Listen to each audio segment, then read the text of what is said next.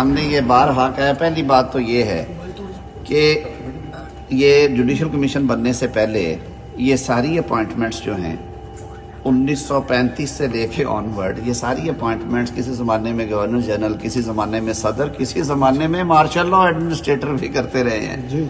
और ये इख्तियार अमेरिका में कौन अपॉइंट करता है? सदर करता है, और पार्लियामेंट की कमेटी इंटरव्यू करती है और एक लंबा प्रोसेस होता है।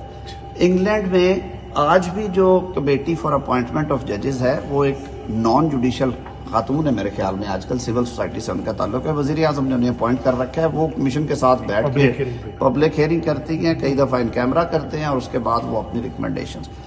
भारत में अपॉइंटमेंट और रिमूवल में पार्लियामेंट में वोट भी होता है कई जगहों पे। तो ये सारी दुनिया में है, इसको हमने क्यों हमें बार्स ने ये सजेस्ट किया है कि वजीर आजम की एडवाइस, पहला चीफ जस्टिस बार ने हमें ये एडवाइस किया है कि आप पहले चीफ जस्टिस के लिए पार्लियामेंट्री कमेटी बना दें अपोजिशन और हुकूमत की, और उन्होंने कहा कि आप जब हमारा नुमाइंदा जुडिशल कमीशन में है उसकी इनपुट भी लें, ताकि एक ट्रांसफर अगर ये नौबत आती है।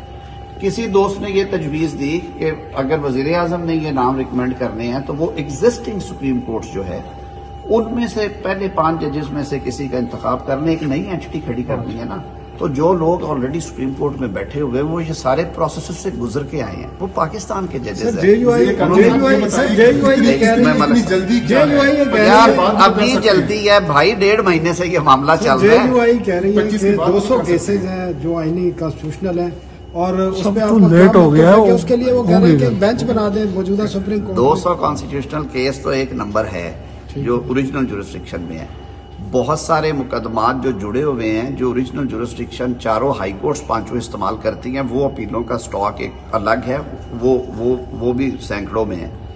आप बिल्कुल दयानतदारी से ये बता दीजिए कि पिछले कई सालों से आप सुप्रीम कोर्ट को देख रहे हैं, पनामा पेपर से लेके शुरू करते चले, बहुत पीछे नहीं जाते, भुट्टो साहब की फांसी को भूल जाते हैं।